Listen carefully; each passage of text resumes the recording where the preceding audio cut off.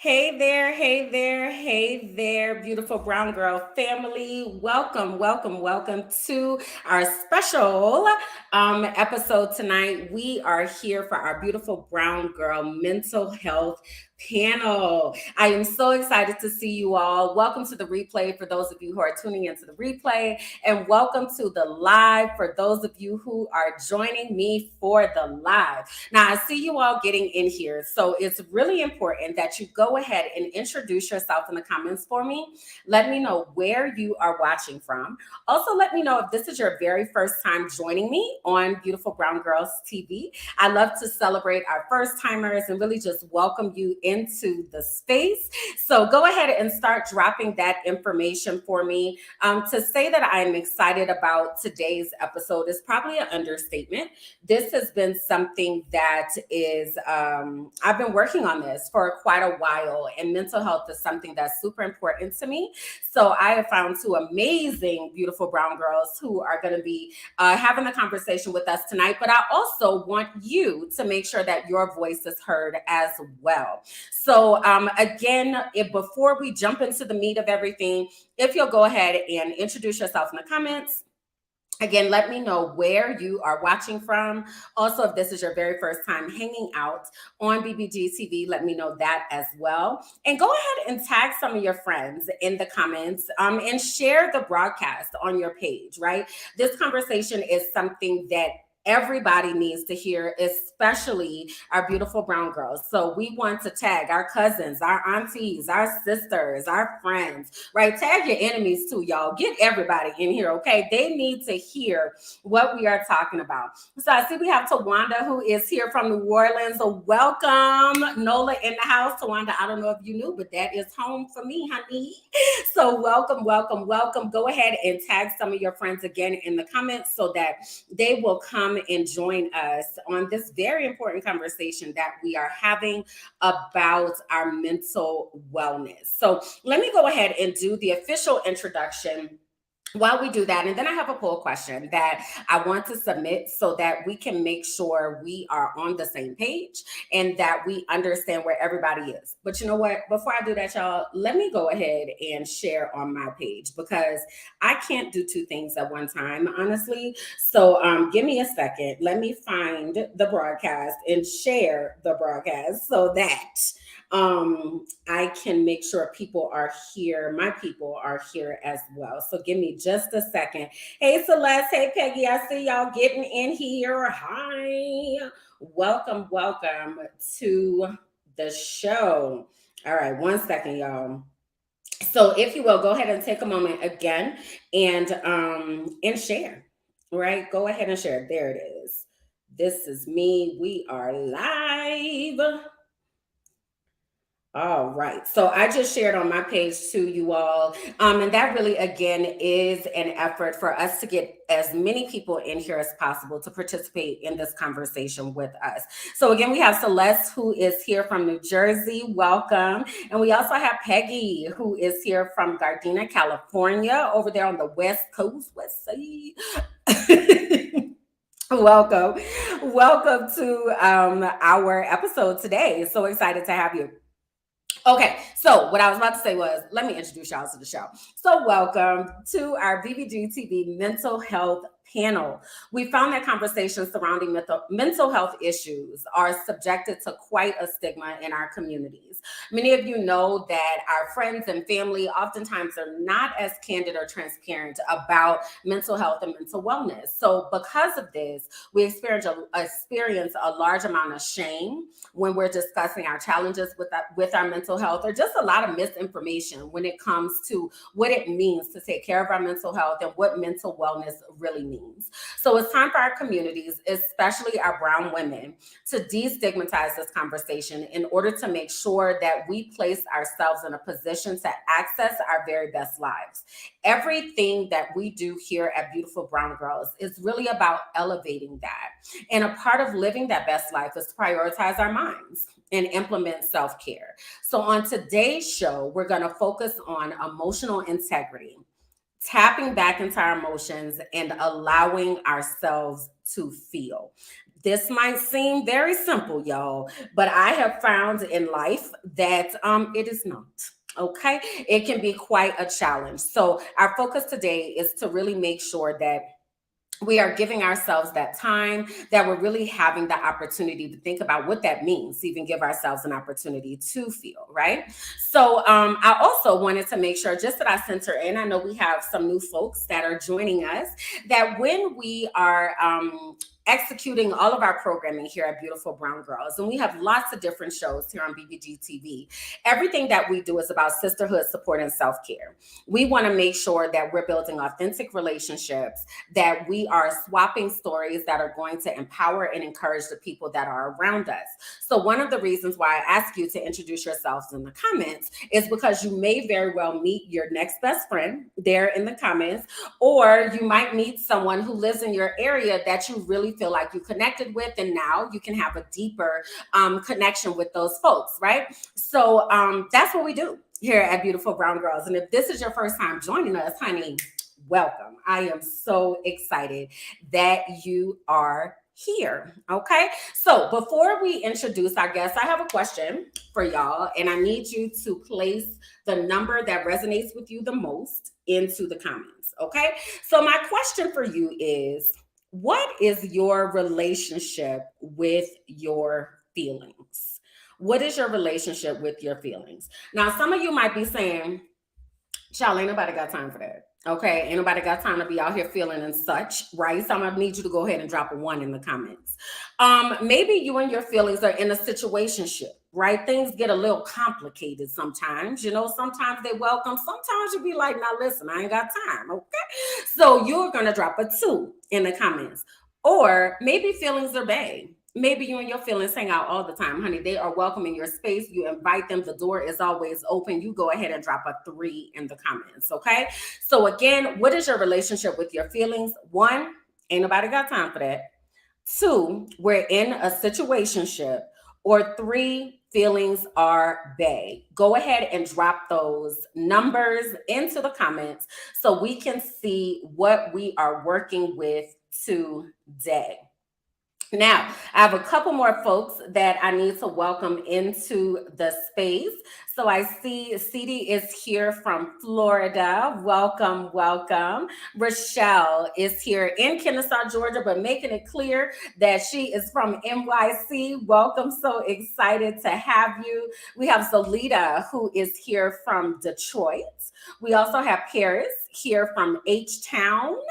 And who's this? LaRonda is here from Cali as well. Okay, so I see y'all's numbers coming in. Again, what is your relationship with your feelings? 1, ain't nobody got time for that. 2, we're in a situationship. Or 3, feelings are bae. Okay, so I see quite a few 2s and 3s coming in, and that is pretty good. All right, so we're in touch with our feelings. We know where they are. We know that we have them, right? And sometimes we make space for them, right? Okay. All right, so keep those coming. Now, I do want to let you all know that today we have an interactive panel. So while we are here, when you have questions, drop your questions into the comments so that we can amplify them. When you are having comments, right, go ahead and drop those comments. If you're having feelings and you want to give some emojis, feel free to do that as well. And you also might even be like, honey, this blessed my spirit. So then you might want to give us some stars. Okay, so you can do that too.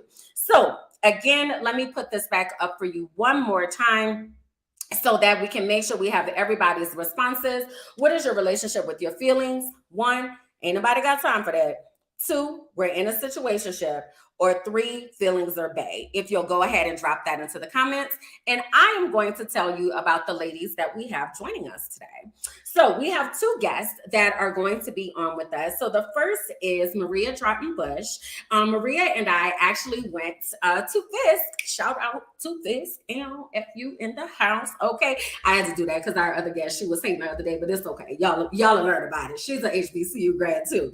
But anyway, so Maria is a licensed psychotherapist whose passion is helping individuals struggling with low self-esteem, reconnect, and strengthen the relationship with themselves, and in turn, strengthen life giving relationships with others. She has 16 years of experience in the mental health field, and she's the owner of Kindness Connects Us Therapy Services, providing therapy for children, adults, and couples across the country who are struggling with trauma, mood, and psychotic disorders. Our second guest today is Prisca Lillian. She's a published author, copy editor, and historical researcher that caters to the African diaspora of the Caribbean. Much of her written content and passions involve mental wellness, self-care, and gratitude. She's also very candid about her journey as a mental health patient, which has afforded her the opportunity to speak publicly about past struggles with depression, anxiety, and even attempted suicide. She's a survivor. Her pieces can be read on The Black Experience, So She Slays, Hey Girl Hey, and right here at Beautiful Brown Girls. So if you all will do me a favor and welcome our guests, let me get them in here. Hello, ladies. Hi. Hello. I am so excited to have you all here. As I've shared, this conversation is so supremely important. And I'm just so grateful that you all have taken this on to be a part of our panel and allowing your voice to be here in this space. So welcome to the show. Yes, thank you so much for having us. We're excited. Yes. So again, y'all, so our community is like, hey, y'all. So what I really want to start us off with is this concept of feelings, right? Which is not new. Right? We know that there are these things called feelings. We know that we have them. But Maria, if you would kick us off and just kind of talk about what feelings are and why we have feelings, to kind of just lay the foundation for what we're going to talk about today. Absolutely. You know, Kimberland, I appreciate you, Fiskite, for having me on Represent Fisk University. But you know, I'm so grateful that you've created this space for us to have these candid, like real conversations, because we all experience life.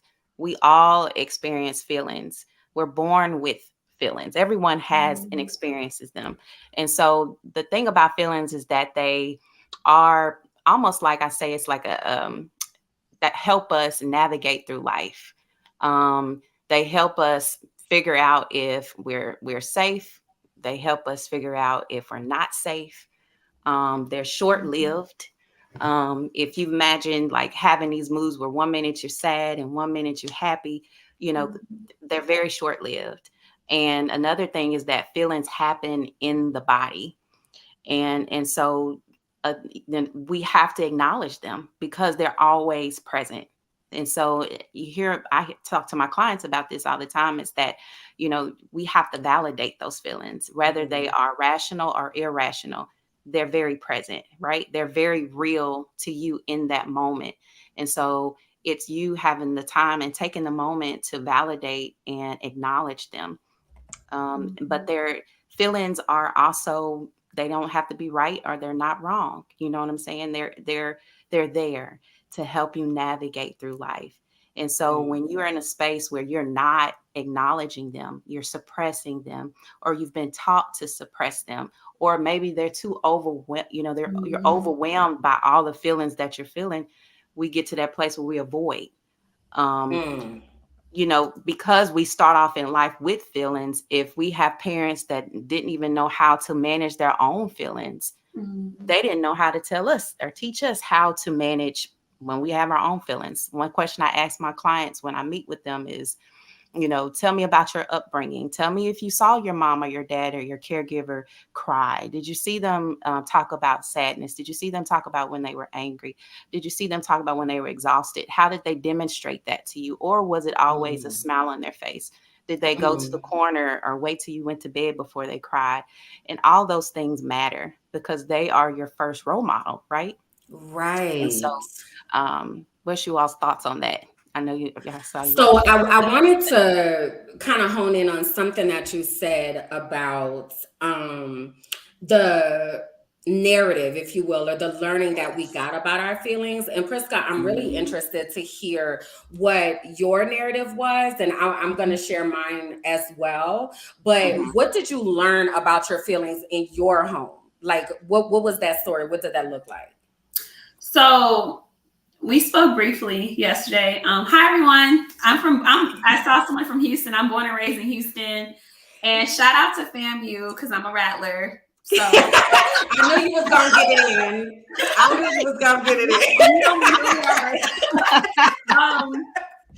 in. So as communicative as I appear to be, I present very well as an extrovert when I'm not, if that makes sense.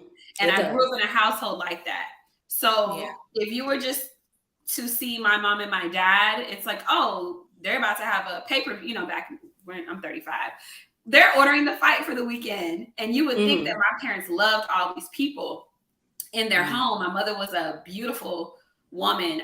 She passed when I was little, caterer, all kinds of stuff. But they would always say things, and I didn't think about it till I got older, like, oh, I really don't like people in my house. I really don't like entertaining all these people. And I kind of internalized that even when I went to, of course, middle school, high school, college, a lot of people didn't even know I had mental instabilities until I started writing about my mental health about 3 to 4 years ago. I had severe anxiety, severe depression, highly suicidal, all kinds of things. But on paper, I presented as happy. I present because that's what my parents did. They presented. So I didn't even see my father cry until I was older. And he was not a harsh man. My dad's a very gentle man, but I just never. So a lot of times I've had the, what do you call it? The critique that I could be aloof. I'm very aloof to me. I'm very literal.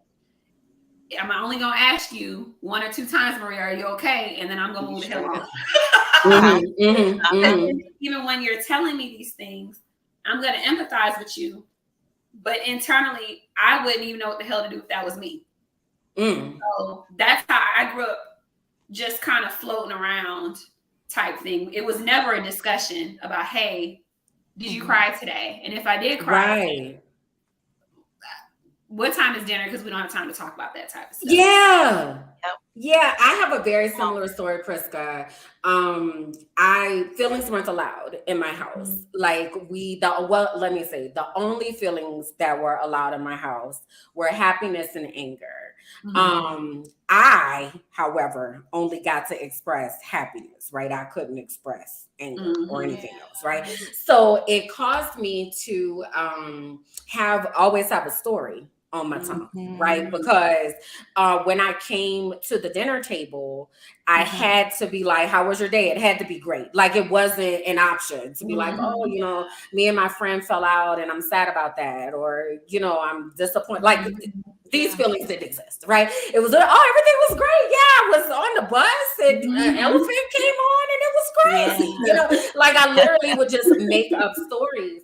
And it wasn't, the reason I appreciate you, Maria, bringing this up is because it wasn't until probably last year in real life when I was going through my traumatic time in Pennsylvania and everything that was happening at work and all of that racial trauma and such, that I really understood what it meant to feel my feelings, because I was taught that feelings are not welcome. Like Leslie said, she was taught not to have feelings. Cherry shared she was taught to always pray about her feelings, right? Which that was also evident. Oh, that's so aggravating. That. Come on. But it's so common. It's so common, right? So I see there are a couple folks that feelings were welcome. So Tawanda said she was able to address her feelings head on, right? Ceedie says she learned that her feelings are very important and she tells herself that every day.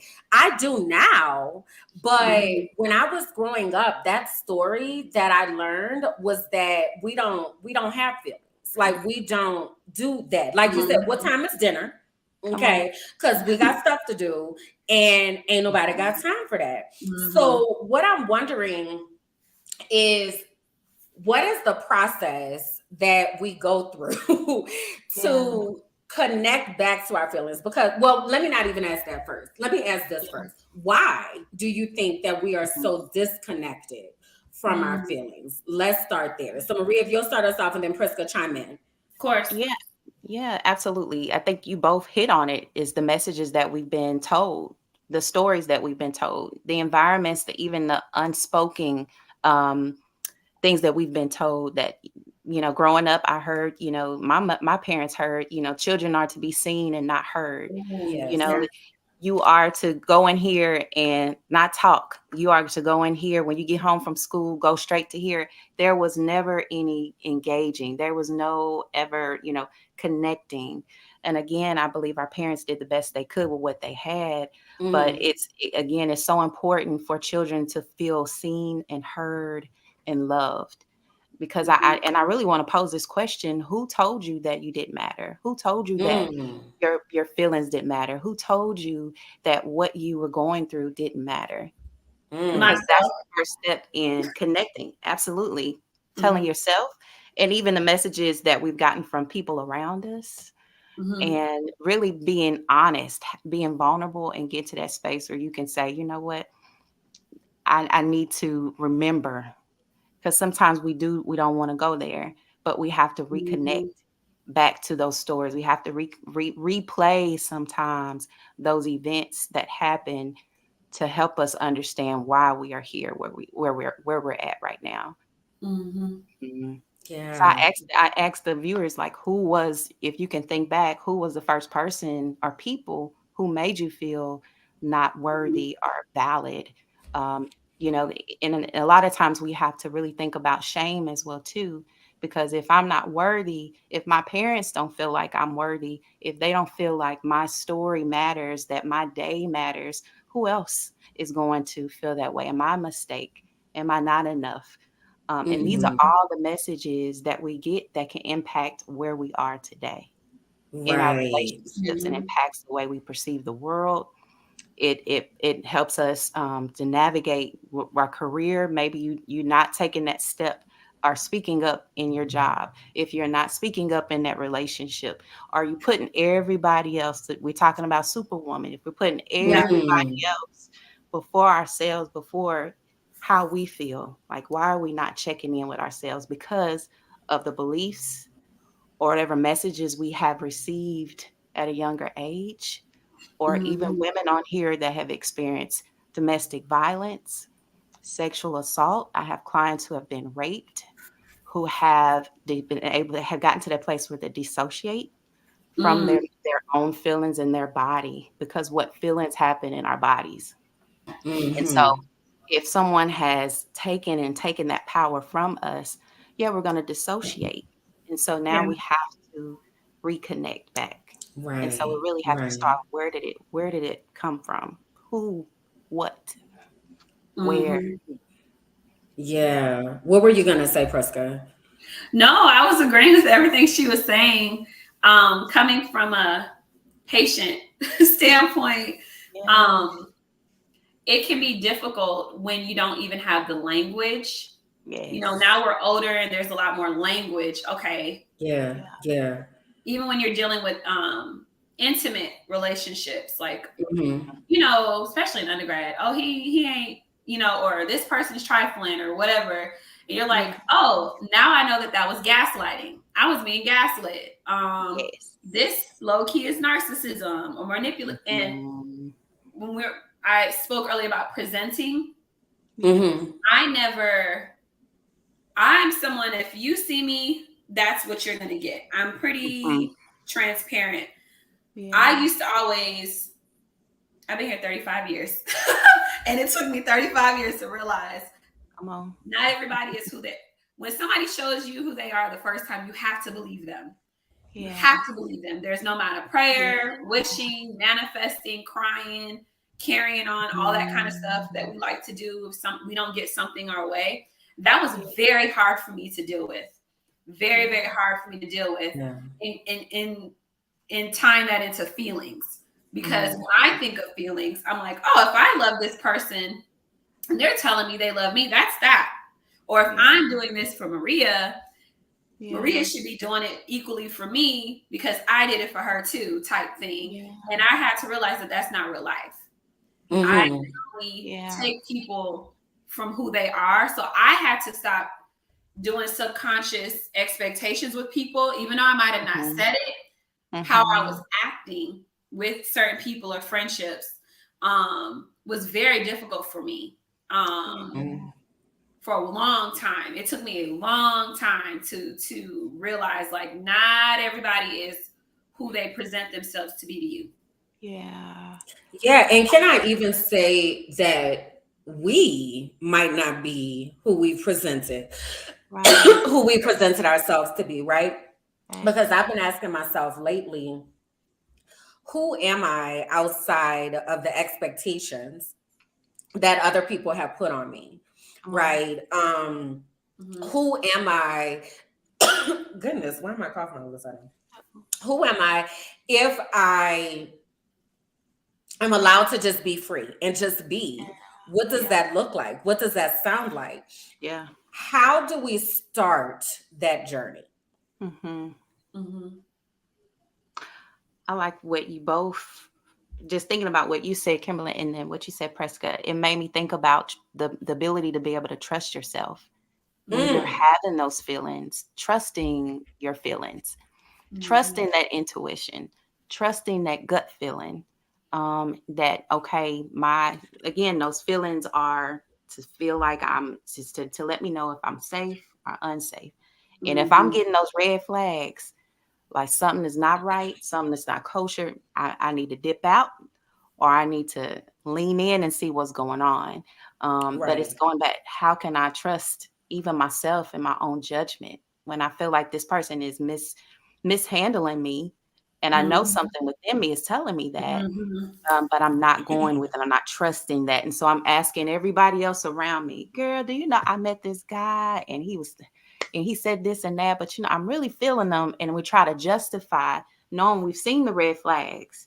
Yeah. But we continue to proceed forward, or even the job or the situation you're getting into, not negating that intuition, those red flags, that gut feeling that you have.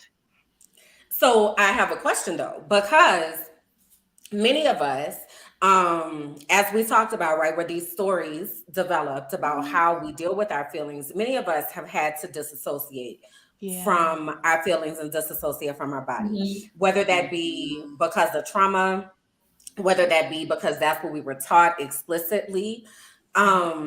So how do we learn to trust our gut again when we've been telling ourselves for so long, that's not really it. It's everything's fine. Everything's fine.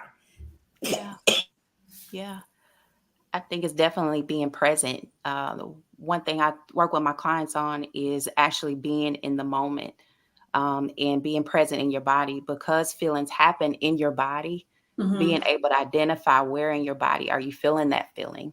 When we get angry, when we get happy, when we get frustrated, where are you feeling that at? Is it in your chest? Is it in your shoulders? When we get stressed, things get tense. So where in your body are you feeling that feeling? And being able to identify, like, where is this happening? Because that is when we dissociate, we're dissociating the feeling from our body, but the feelings are happening within our body. And so that's the first step, is really, when I'm angry, I'm balling up my fist, my chest, I get palpitations, heart palpitations, and I'm hyperventilating. What's going on? Is it on my chest? And be able to identify that. Deep breath. We talked about this, Kimberland, deep breathing, taking a minute to pause, because we will go from 0 to 100 real quick when somebody crosses us, right? And so being able to take a step back and be present with yourself, right? Yeah. So we will go there really quick. So being able to show yourself, we talked about this too, Kimberland, compassion, what is going on with me right now? Because when you're upset and angry, you're focused on the other person. And so you need to take a step back and just say, okay, where am I at? And being present first. And that's especially for my clients people who have experienced sexual assault, domestic violence, trauma, where they've learned how to dissociate. You have to start that body work, because trauma, when we're triggered, if somebody touches us a certain way, if we smell certain smells, if we hear certain words, they can trigger us to going back into where that situation was. And so again, it's being present with yourself. Yeah. So where do we feel our feelings in our body? I think that's a good question to pause right now and determine right now what we are feeling and where do we feel that in our bodies. So as you all are watching, if you can just take a moment, just take a few deep breaths. Yes.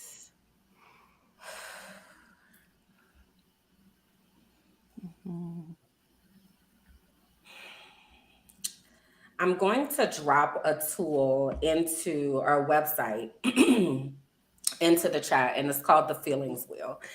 And this is a tool that I have found very useful. Prisca, you mentioned a moment ago about not having the language, not being able to name what's going on. So this Feelings Wheel is a tool that I use to try to name what I'm feeling, because I think many of us can identify the happy, the sad, the angry, the feelings that we are hardwired with, right? Yeah. And I work in education, so one of the things that we would say to children all the time is, how are you feeling? What are you thinking? What have you? And our kids only have access to these particular feelings. So I'm going to show y'all what this wheel looks like and how we would use this. Yes, this is one of my favorite tools.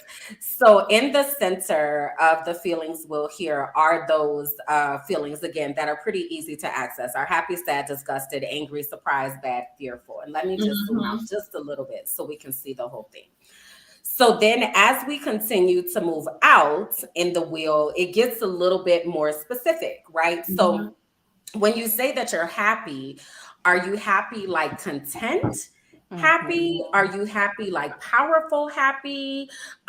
Is your happy that you feel joyful? Is your happy that you feel sensitive, right? So to what level are you feeling that particular feeling?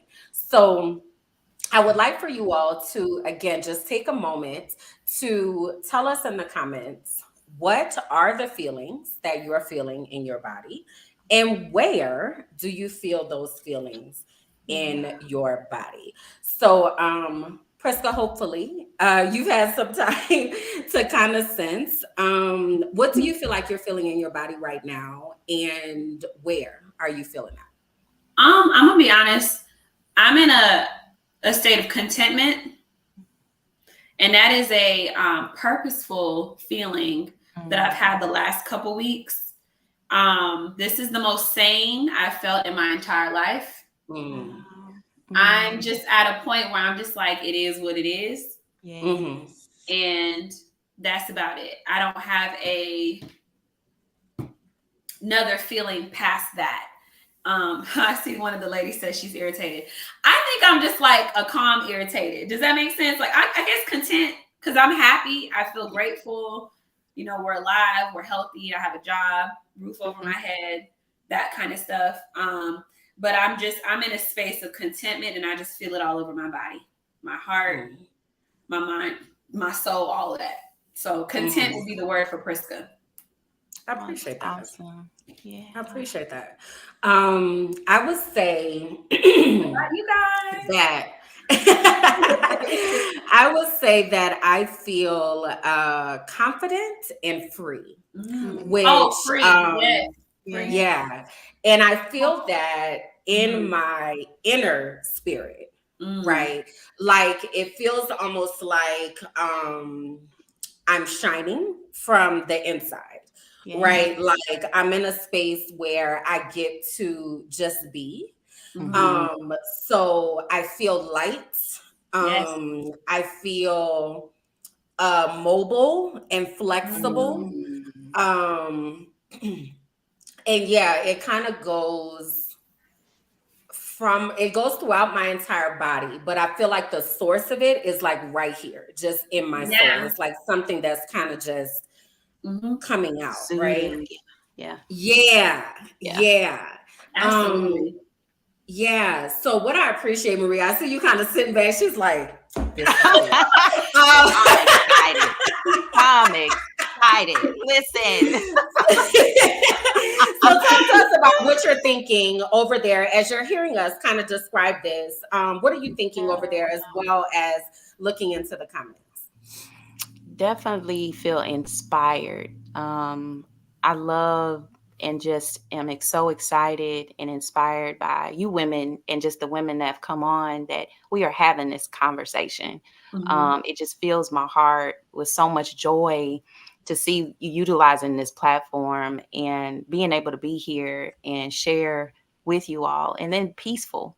I know for me, there's been an array of things to happen in the last week, personally and in my business, but to know that there's a greater source beyond me that's taking care of me, there's just this peace despite it that is upon me and through me. And so I love that. So I want to address a couple comments that we have.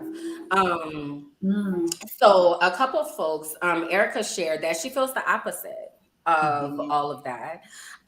Elise also shared that she feels a deep sadness in her soul with a splash of hopefulness. And I want to add an additional layer to this that Erica also offered is sometimes she doesn't know if her feelings are feelings or are there feelings from trauma and she's being triggered. How do we know the difference between this? I guess it goes back to that concept of trusting God, right? How do we know the difference between this is a core feeling that I'm feeling or I'm being triggered right now? It doesn't even matter. Do we need to know the difference?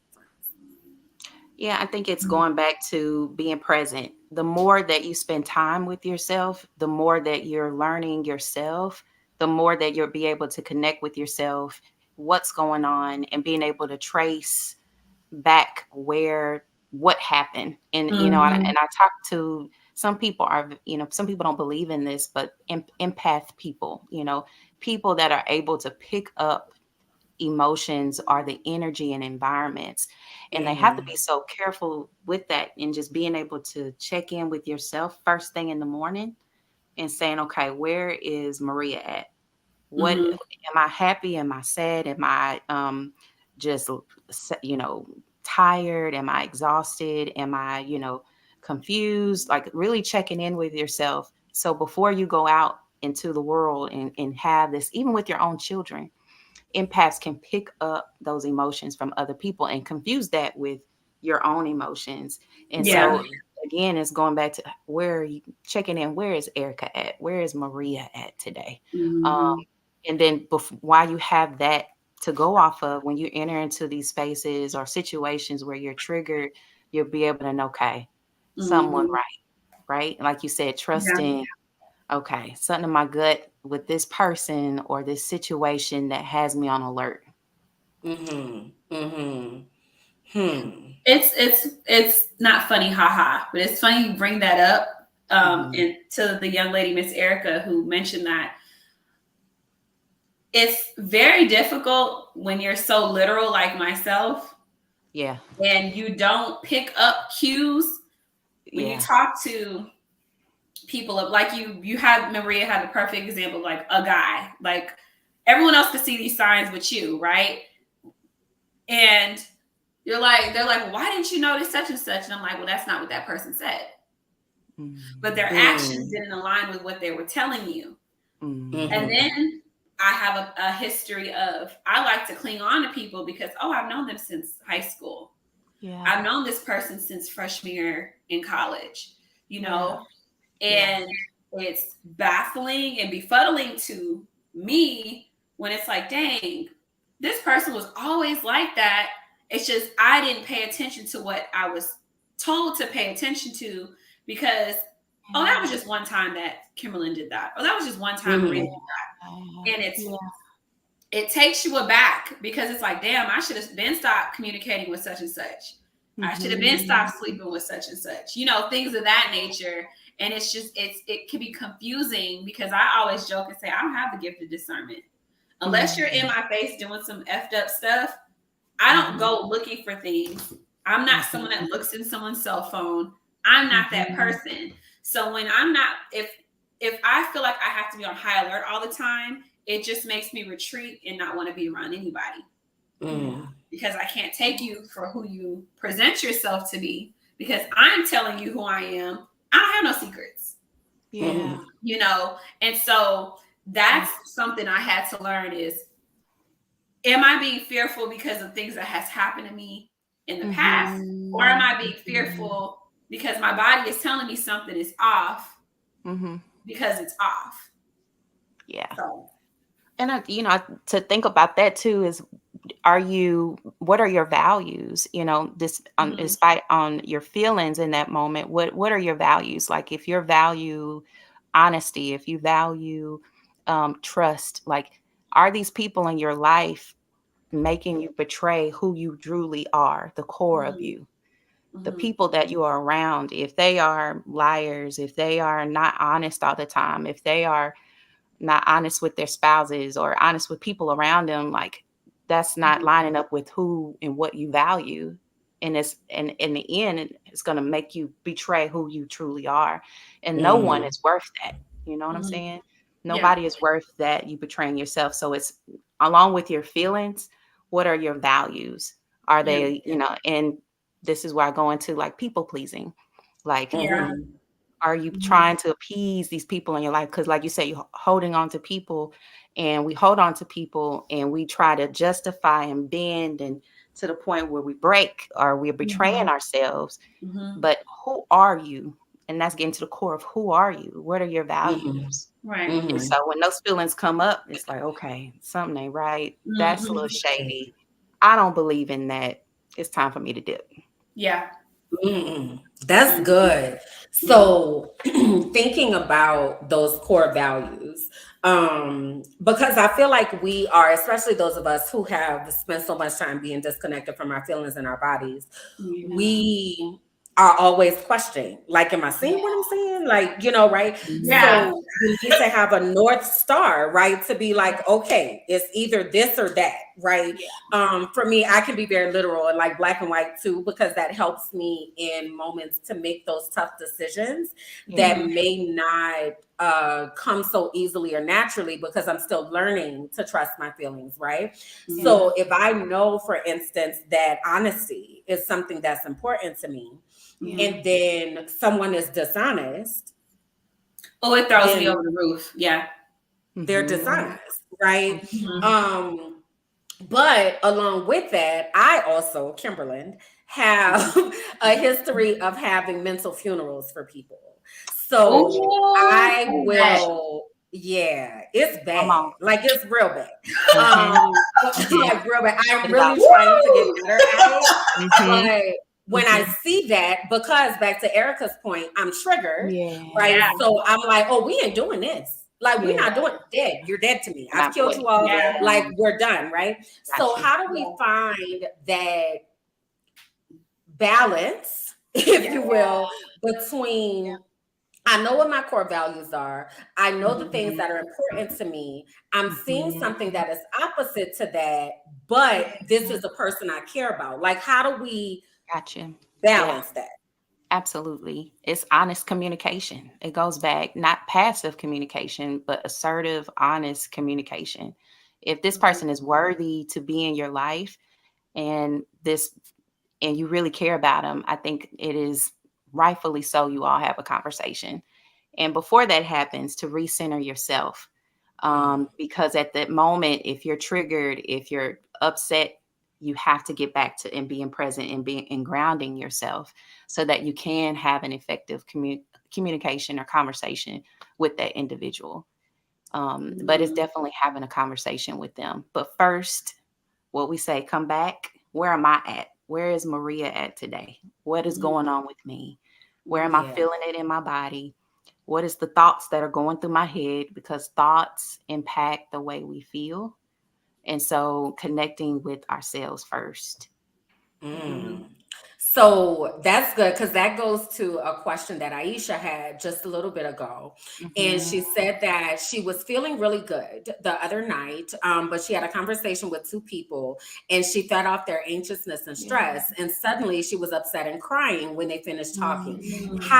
What are some strategies that we can use to recenter ourselves when we feel like we are all over the place and we're trying to focus for effective communication, or focus to just not feel like we're all over the place? What are some strategies that we can use? And either of you can respond to that. Just real quick. I've learned that I'm not Dr. Phil and I'm not Ayanna Van Zant. And it took me a very long time to realize that. Come on. When it would be 2, 3 o'clock, and I'm laughing because my moon comes on at 7 p.m. Do not disturb me, because I can't call you person I'm sleeping with, sister, brother, at 2, 3 in the morning. I shouldn't allow you to do that, because I had to learn how to create boundaries for myself. Right. Because how is it that I'm off and I'm the mental one and I'm the one in therapy all the time, but I'm everybody's psychotherapist without taking any classes? So, and then I also, just to go to Kimberland and Maria's point about how we learned how we are as far as emotions from the beginning. My dad is very sarcastic. I am very sarcastic. And I learned later in life that was a defense mechanism. Yeah. And my mother is 0 to 100. So I was a little mixture of both. So at certain points, going back to college, I haven't seen a lot of people in the flesh in years. So now that I live in Atlanta and I run into people, and it's like, well, I remember you used to go to hell off a lot, and I'm like, first of all, I'm not 19 anymore. So whatever you remember 15 years ago, I get it. I used to fly off the handle. I'm a little bit more like my father, but I'm just a lot more calmer with it. But all those things, I really had to learn how to have boundaries. And with coping mechanisms, TMI, used to be on medicine for my mental health. And I weaned myself off of it in 2015, but I thoroughly invested in my talk therapy. Good.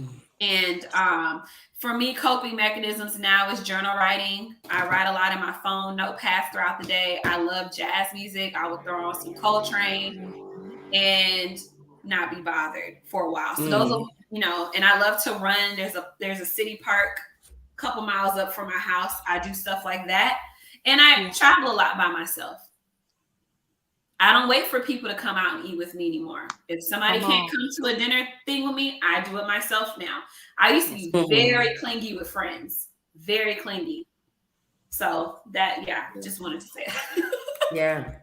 I appreciate that. That was good. What were you about to say, Maria? No, I totally agree with you. And I really think about when we're experiencing those moments of when we're upset or we're angry, it's almost, I describe it as like a volcano about to erupt, right? And so if it's already erupted, we have to do that damage control, but before then, if you see the signs, you're seeing, like when we're driving our vehicles and something's going on with our vehicle, we get all these little dash lights, our lights in our dash. Okay, time to exit. This thing is not slow. But so we have to pay it, and that's getting to know yourself. Is like, okay, when I start tensing up, when I start biting my teeth, when I start my eyes start rolling, turn red, those are signs that something, I am getting upset, or I'm getting to that place where I need to do some self-soothing. And what I teach my clients and talk about is we can either rest or vent. And venting is where you're actually processing what's going on in that moment. You're processing your feelings. You're putting words to your feelings, right? You're talking to a friend. You're journaling, like you said, Prisca.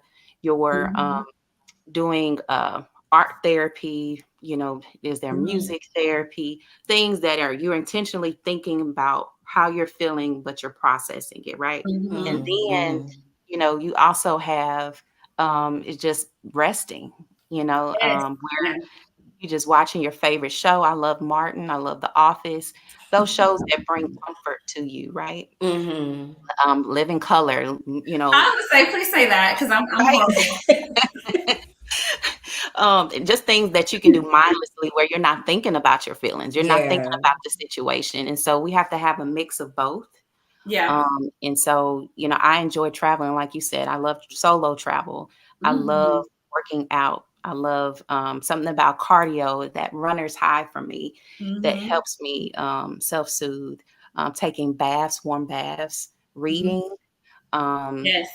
those types of things. You just have to figure out and get to know yourself and just try different things. Don't be afraid to try different things. If you are a mother that has children and you can't get away, you know, I always love the bathroom. Listen, the bathroom is a real thing. You can steal away, Yeah. lock that door, take you a quick bath, get you some incense, whatever it is that you can do within that moment, or 5-10 minutes, you can utilize that. Because I know that there's some women or even some men that don't have those windows of time to Right. really get in those self-care. And so we have to fit it in some type of way. But Yeah. resting, mhm, Look, I'm here for the rest, and I believe in taking a nap, honey. Look, Yeah. a nap come on, that and ministry. Hey. listen, I will. It's so funny because sometimes, like, the days just don't start out right. I'll be like, let me go Yeah. to sleep and start over. Like, we need to press the reset button, try Reset. this again. Yep. Like, it is a thing. So I appreciate that exchange that you all just had, because bringing up boundaries, I think, is something that, again, I learned about later in life, right? Of understanding, one, that I had them, that I had the right to have them, Yes. but also that other people have them, right? Yes. And what that looks like for me to express my boundaries, and then also give other people the right to express theirs, and then respect it. So I appreciate you bringing that up, Prisca, about what are those boundaries that we need to set, right? If I talk to certain people and I walk away from that conversation not feeling better than I did, that might be a boundary I need to set with how I communicate with those folks, because Absolutely. I know that I'm an empath, and I know that I absorb other people's feelings. Therefore, again, I got to check in with me and make sure that I'm in a place to be able to receive them. I have a very bad habit of not asking people if they are able to receive what I'm trying to share. And I'm trying to be very, very intentional about that now, because I would just call people and, you know, they ask how you're doing. And I've kind of like gone past the, oh, I'm fine, you know, type of thing. Like, you asked, you about to get this answer. But I never, I seldom ask people, are you really ready to receive my response? Or is this just something that you're saying that that, you know, you don't really want to know the answer. You are just saying it out of habit or whatever, right? So I'm trying to get a lot better at prepping the people in my life for that, because that is a boundary that needs to get set. What I also wanted to highlight, Leslie talked about the fight or flight that turns on. And fight or flight is something that I find myself talking about often when we are working with children. So when I'm trying to explain like brain research and what happens in our brains when we are in our fight or flight response, because specifically in education, we expect children to be able to learn when they are triggered, right? And we can't. So can you talk to us a little bit, Maria, about what happens when we get into that fight or flight response? Because this goes back to why it's so important for us to check in with ourselves and make sure that we're in a place to receive. So what happens in our brains when we get into that fight or flight and we get triggered? Absolutely. So there's, you know, there are different hormones, there are different things that are released in our brains that sends us signals and messages that this is either, again, like I said earlier, a safe or unsafe situation. And so what happens is that our nervous system is also impacted. And so sometimes when we freeze, you see people are like, why didn't they run? Why are you just standing there? Especially when we watch different situations that are happening across the world in traumatic events where you see people just standing in the middle of something happening. And that's where they fight or flight, and they don't understand. In that moment, it's like a quick where it has to come to the brain and go through the body in order for us to take action. And so that's what sometimes individuals kind of freeze, where they don't know if they need to run or if they need to fight. And so it's so important for us, again, connecting with ourselves. I can't say to express that so enough, practicing that mindfulness and connecting with yourself every day and throughout the day to check in with yourself and where you're at. Yeah. Something else so what you all were talking about a little bit ago, I call it the emergency response system. Yes. Because what I have learned again in this past year of doing this work is our bodies are trying to help us. Right. Anxiety, fight or flight, like all of that is our emergency responses, for instance. Yes. Was that yesterday, day before? I don't even remember what day it was. It was an earthquake here, y'all. Yeah. And I know what to do. Okay. Yeah. I had no idea. That was Monday. I was here like, oh my God. What do I do? Right. I couldn't function. I couldn't think clearly. I was like, I don't know what to do right now. This building is swag surfing was supposed to happen. Right. Yeah. So when I came back upstairs, because I wasn't checking in with myself. I was, of course, in the midst of this emergency. But once I got downstairs and onto the ground and the ground stopped moving, I said to myself, oh my God, I'm shaking. Like I didn't realize it at first. I was shaking. My heart was racing. My throat was scratchy. Yes. So all of those are signs to me that I've known now that if I feel unsafe, these types of things come up in my body. Right. And it's something I think that we have to be really intentional about taking the time to understand how this shows up in our bodies so that we don't get to level 10 and now we got to do damage control, right? So if I can catch it at about level 2, right? I feel like I'm starting to get irritated. I feel like I'm rolling my eyes. I feel like I see these signs that happen when I know this is not a safe environment for me. Let me go ahead and execute my emergency response plan. Which is probably to throw up the deuces, right? But if I'm not paying attention and I'm not tapped into my body, then I don't know that my emergency response system is going off. And as Leslie said, I don't even catch it. I'm at 10. It's like absolutely. That used to be me, girl. I understand, Miss Leslie. Yeah. So Prisca, how did you work through that? How did you get yourself to a place where you didn't jump to 10 and you were able to process what's happening? You went to an HBCU just like I did, ladies. And this isn't to demean them because I love us, but we didn't have adequate counseling in undergrad. Correct. There is this sorry, I love my school. There was a place called Sunshine Manor on campus, and I really feel like it was grad students telling us, one of my best friends is in psychology. That's her profession. And we laughed because we have a friend, oh my gosh, having man troubles, and they told the girl to watch He's Just Not That Into You, the movie, because it came out when we were in undergrad. And it was like stuff like that. That's not helpful. All you're going to make me do is go outside and fight someone and then go to class. And hopefully I don't get kicked off campus.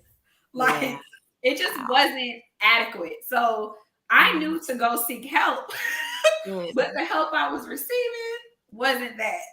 It wasn't until I got real grown out of college and I heard of the EAP program. And I learned how to finesse the system because depending on what feeling you had, like the little wheel, you got 3 free extra sessions. So I was able to see my favorite therapist for free $99 for like a year. A good year went by before they were like, ma'am, you have insurance, you got full coverage. And I'm also a fighter because I, again, never had the language for it. But, Maria pissed me off today at work. This is going to be the last time. I'm not going to tell Maria. Next time you talk to me, Maria, I'm living in Virginia. Yes. I've settled it. I just made 2 years in Atlanta 2 to 3 weeks ago, like the latter part of August. This is the first time I've lived anywhere this long since I was about 26 or 27. Wow. And I just thought, I don't have kids. I'm not married. I just like new adventures. When it's really like, no, you trying to get away even further from whatever it is you never really dealt with, because I was just always doing this. Come on. I never gave myself the time. Like, I would cry, but I didn't allow myself to fester in it because I'm the only one that's going to pay my bills. I'm the only one that's going to pay my car note. I'm the only one that's going to put groceries on I don't have that luxury of someone just giving me everything. If I have a meltdown, I have to suck it up and move the hell on because I have to go make dinner. So can we pause there for a second, Prisca? Because I am that same way, sis. Yeah. Look, I used to be like, let me tell you something. I got stuff to do. I ain't got time. I cannot be on the street. Okay, I got these bills to pay, and it's only me. So we'll deal with these feelings later. I used to say all the time, I'm an excellent compartmentalizer, honey. I put that on the box, I put a label on it, and I put it on the shelf, and I'll deal with it later, right? But I'm going through this process, and again, just learning in this past year that, as Maria mentioned right at the top of the show, that feelings pass. Yes. Right. And I always thought that if I allowed myself to feel my day is done, this is what it's going to be today. Like, I'm in the bed crying, can't get my life together. Like, you know what I mean? But I actually had a therapist who, she asked me that question that Maria asked earlier, like, who told you this story about your feelings, right? But then, as I'm explaining, I'm crying while I'm explaining, right? Because feelings. And then I was done, and then we were still talking, and she was like, you see what just happened? Those feelings move through you, right? So you allowed yourself to experience them. You allowed yourself to experience the fullness of them. And now that's over. And that's a thing. And I didn't know that was a thing. I didn't know that I had the ability to be able to give myself a moment. I didn't know. Yeah. So we had a question in the comments about how do we get some good counseling? How do we get adequate counseling? So Prisca, you mentioned EAP. So EAP stands for Employee Assistance Program. If you are employed, you most likely have an EAP program. It is confidential. So you're able to get support that way. There are also sites such as, one I just put into the comments is Dark Beauty Healing. They also offer free counseling sessions, and they have therapists across the nation. We're also familiar with MD Live for Black girls. Which one? Which you say? Which one did you say, Prisca? MD Live, because I have I feel like we have Cigna with my company. MD Live, but that one's a little rough to navigate through. But Therapy for Black Girls is bomb. I like them too. Yes. Yeah. Maria, can you think of any others that people might be able to go to? They're not in Missouri or in Tennessee Yeah. and can't get to your office. Can you think of any other resources that people can use in order to get adequate counseling? Absolutely. You've mentioned therapy for Black girls. There's also BetterHelp. There is also there's numerous. The Love Foundation. I know that they offer grants for individuals to get therapy, so they'll pay for so many sessions for you as well. And then also the local community mental health centers that are around you. That's another way where you can get it all in one shop if you're needing to get counseling, as well as get seen to see if you are interested in medication. I was going to offer an alternative as well. Someone mentioned it earlier, and it's not to be funny. I can't stand when people tell me to pray, or I'm praying for you. And it's like, girl, I see what your prayers get you, now I want it. Not trying to be funny. I believe in prayer, but I don't want your prayers. If you're like me and I'm a little trifling, I still use my prisca1.wilks@famu.edu email address from college. Yeah.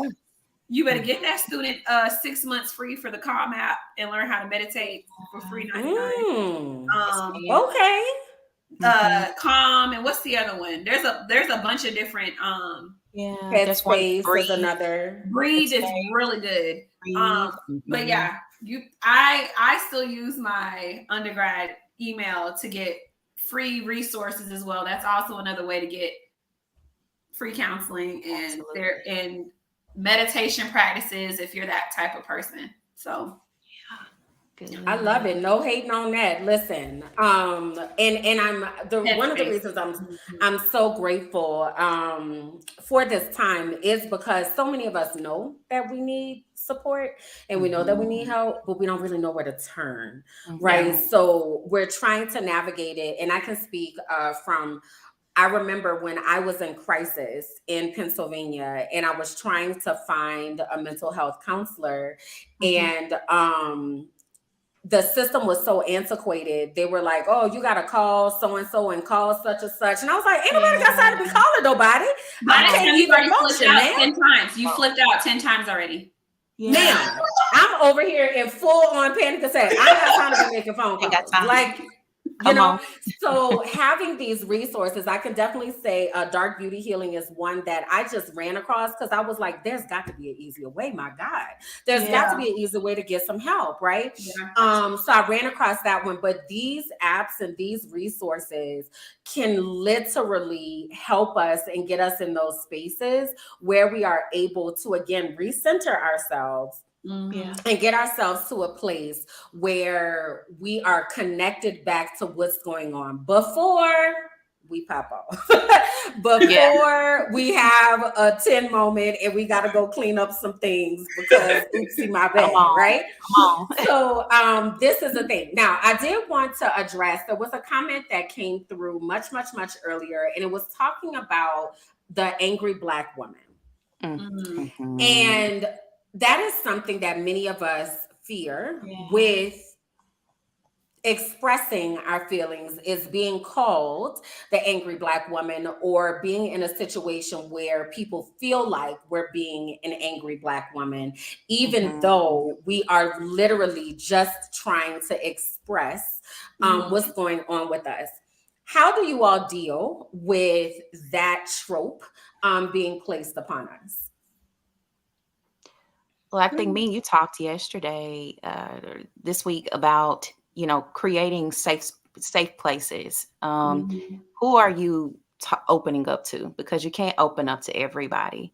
And so it's really, if you can, what my mom used to say, if you can count the friends, how many friends on your hand, you're doing a really good job throughout your life, right? And so who are you trusting your treasure to? Who are you opening up to?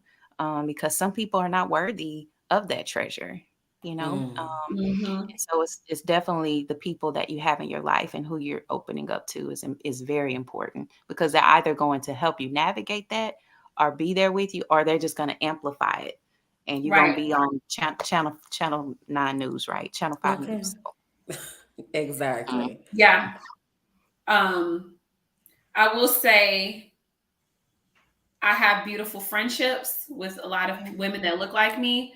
Real quick, I am Caribbean. Clearly, we're Black, but my family is from the islands. And being raised in Houston is like, I think we're number 2 for multiculturalism. Like, I didn't grow up around people that didn't look like me. Let me just say that way. And then both of my parents went to Texas Southern, and then I went off to an HBCU. I'm sure when I have children, there's 100 of them. You're gonna have to pick one because I'm not paying. Saying all that to say, I feel safe when I talk to my friends. I will say that, but it's tricky when I'm with a man. I don't feel safe and I don't let them in. And I've gotten that comment as well. I will tell you two ladies my innermost intimate fears. Yeah. You know, what makes me cringe, what makes me unsafe, what makes me feel like, okay, some shit's about to happen. Whereas with the man, I'm looking at him like, okay, when are you about to start messing up so I can just hurry up and nip it on? Like, I don't even go there anymore because ain't nobody got time for that. That's where I'm at in my life. And if I didn't have my good friendships with people and I'm intimate with them in that manner, I wouldn't even think that I would be able to get to that point with a man if I didn't have those intimate relationships with my friends. Yeah. Oh, that's good. And I think sometimes we are guarded. Sometimes I hear the reverse where we're able to be more open with the man versus our friends. But I'm glad to hear that you have those type of friendships, then you can be open. I wonder where that guardedness is coming from. And it's weird because I'm like, it's so weird. I'm like this with me and my father. My dad is everybody's dad. Me and my grandpa, my dad's dad. But the women on my mother's side, I don't fool with them. That's what's really funny. And my mother is one of 8. My dad is the oldest of 8. So it's not like I don't have a lot of family members. It's just I don't fool with the women in my family, but I consider my friends who are not my blood my family. So I don't even know where that comes from. I've never really kind of like dug deep into that. I just notice these things a lot more now that I'm in my mid-30s. I've been operating. And it's very weird that I've never had a successful, intimate partnership with a man because I have such a great relationship with my father. I saw how my father treated my mother. My dad's a widow, but even the women he dates, my dad has been probably with 1 or 2 women around me in my entire life. My mom's been gone almost 20 years. He thinks it's rude to show me who he's dating. And I'm like, listen, sir, you gotta be happy. Like so my dad is a wonderful representation of what a Black man is. And I've just never met one. Interesting. So absolutely. As far as the angry Black woman thing, to interlope all that in, I've never had a fear of being an angry Black woman because all my friends are angry. It's like, and then I don't work in spaces with people that don't look like me. I don't pay attention to Caucasians. I'm not trying to be funny. I don't pay them any mind. They don't bother me none. And that's just how you know, they just happen to be here. I don't. Yeah. But I'm aware of that stereotype. I don't want to be labeled as that. I knew I was very angry in college, and I could express it. While I was funny, I was extremely angry bird in college. I will admit to that. So it's not cute. And I always tell people it's not cute to be that person that, you know, it's just not, because like you said, Kimberland, then you got to clean up all that other shit. Right. And you just not to say that your feelings weren't valid. You can give yourself grace to feel how you feel, but you don't have to like project that onto others. And I think to your point, Prisca, is because we're not catching it at the beginning, right? So we let it pile up. So then by the time we finally do say something, well, yeah, you about to get all of this. You finna get all these words, right? Where I should have said something when it first happened. Somebody, I think it was maybe Leslie, someone said that they correct. Yeah, she said, I call them to the carpet and tell them that verbiage matters, right? The first time. because it's happening the whole time. And that's something, especially when I talk about the trauma I experienced in Pennsylvania, it was really through the racial trauma and microaggressions. And what I was telling myself is, gosh, I'm being so sensitive. Like, what's wrong with me? I must be tripping, like blah, blah, blah. Instead of just honoring what I am feeling, right? Naming it, and then deciding what I'm going to do about it. So by the time I finally accepted what was happening, I was already in crisis. Right. So that goes back to that trusting ourselves and trusting our gut, right? And spending time dropping back into our bodies so that we are able to acknowledge the feelings that we're feeling so that we don't bury them. And then because they're going to come out, we only got so much room. Absolutely. Right. Yeah. Absolutely. Absolutely. Yeah. So I wanted to, before we go, I wanted to ask a question regarding pleasure and joy, right? Because several of us that came on said, I don't feel, joyful. I don't feel happy. I don't I'm trying to tap into that. And one of the additional journeys that I've been on is thinking about what are the things that make me feel peaceful, make me feel joyful, and bring me pleasure. I saw a couple folks mentioned music. So CD said music is her safe place. And then Yolanda said her safe place has been in books, like epic novels and fantasies. So what I would like for you all to do in the comments, those of you who are watching, is to drop what those things are that bring you joy into the comments, because I want us to lean more into that. Right. I've discovered that parks bring me joy. I like to sit at the park. I like to feel the breeze. I like to people watch. Like, it's a place that I feel completely at peace. Right.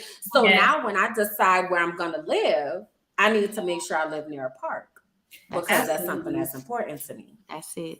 I love right. But it took me a while to get that.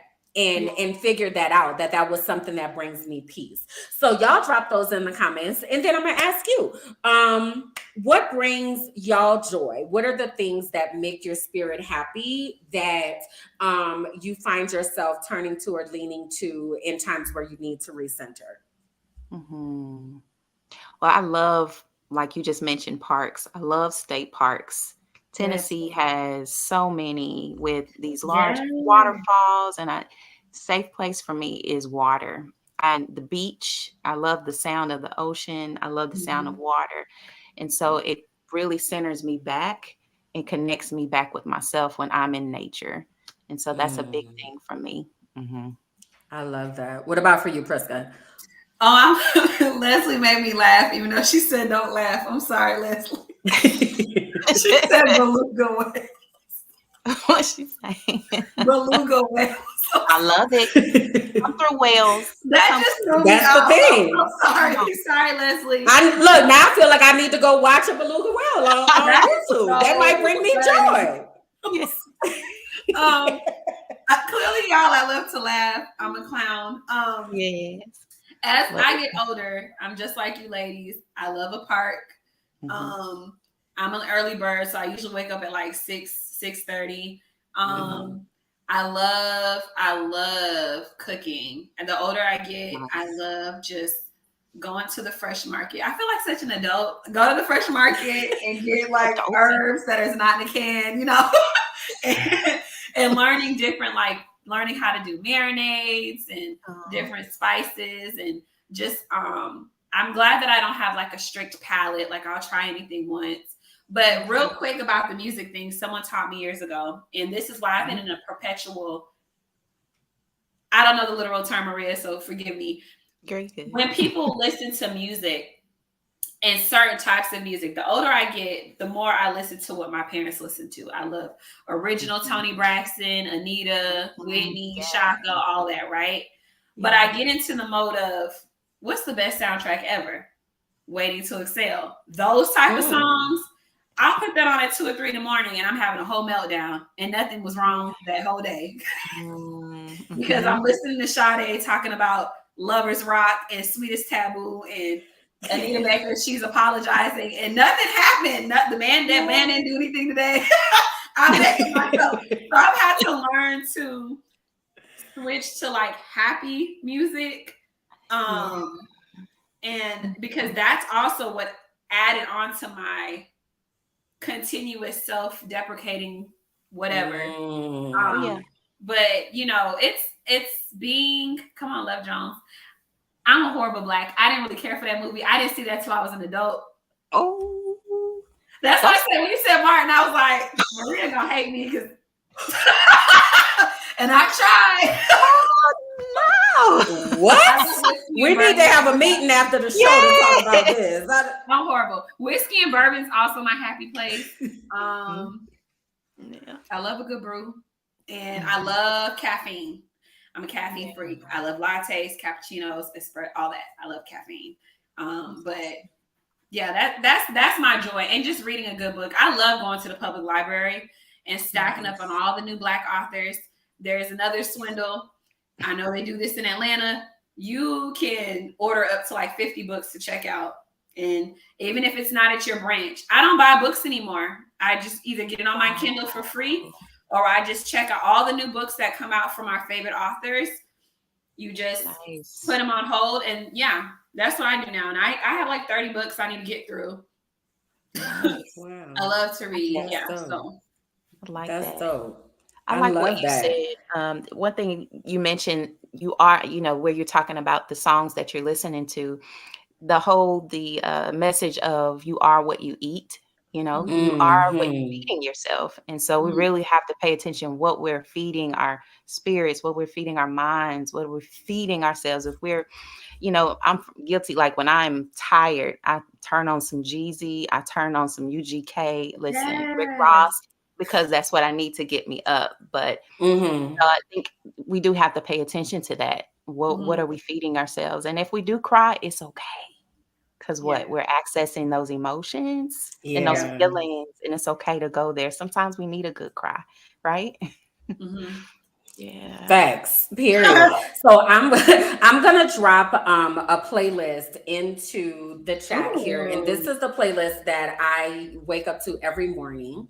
I personally curated this playlist, but to your point, like we want to make sure that we're feeding ourselves things that are going to encourage us and things that speak to the beautiful people that we are inside.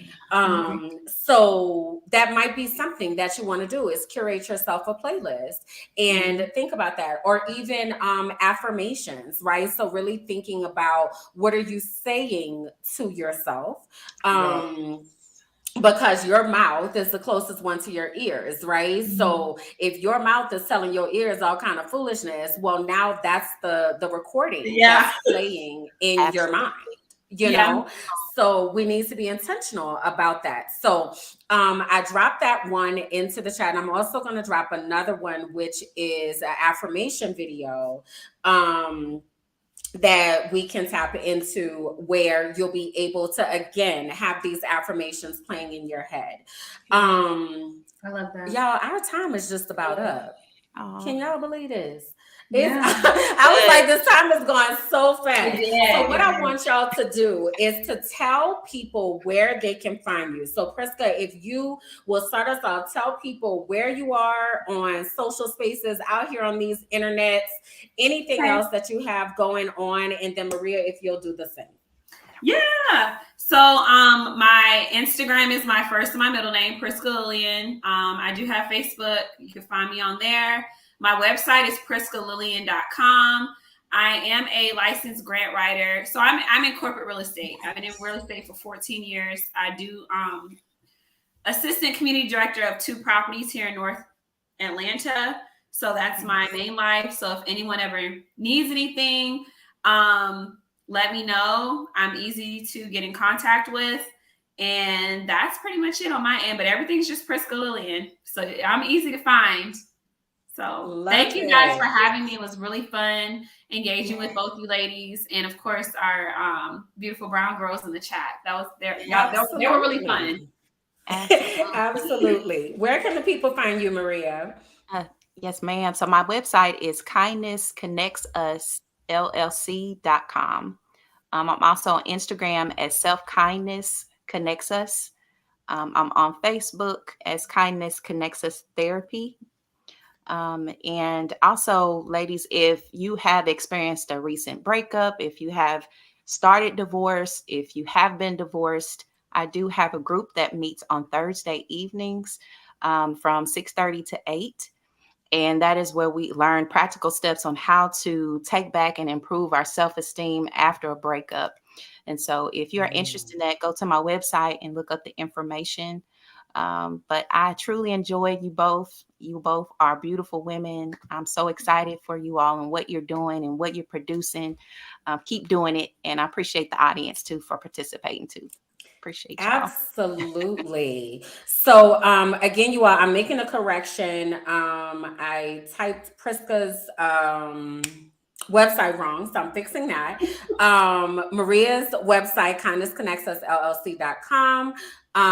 So make sure you click on the right link to go. But this is Maria, somebody wanted to know if you are taking clients right now. Oh, yes. So I'm licensed in the state of Tennessee, Missouri, Florida, and Arizona. And so if you reside in any of those 4 states, I can see you, whether it's going to be teletherapy. But yes, I am currently accepting new clients. Perfecto.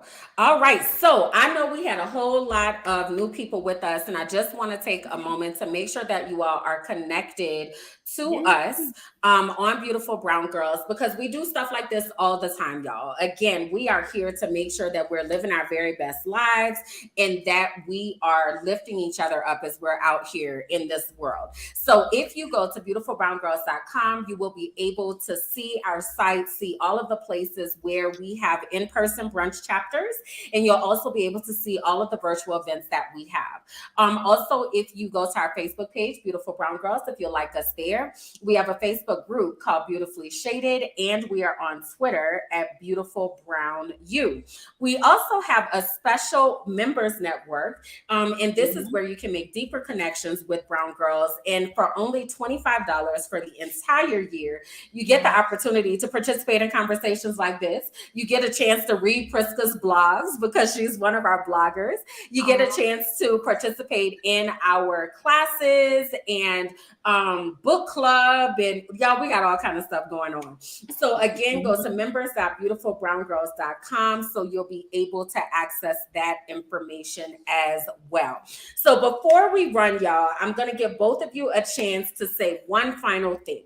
If you could leave our community with one final thing that came in late, right? They like, I missed it. What is one thing that you would leave with our community? Prisca, I'm going to have you kick it off. I would like to leave the conversation with, give yourself the grace to heal on your own terms. That's all you can do. One day you're going to wake up and feel like, you know what? It's time for me to stop this shit and find some resources to get a grip on my life. I want us, the rest of our long days, to be happy, peaceful, and like Kimberland said earlier, free. This is the most freest I've ever felt in my entire life. And I hope and I wish the same for the other young ladies who are still stuck in that space that all of us on this panel have been in. You can get through it and you can grow through it. Amen. Amen. Yes, beautiful. Amen.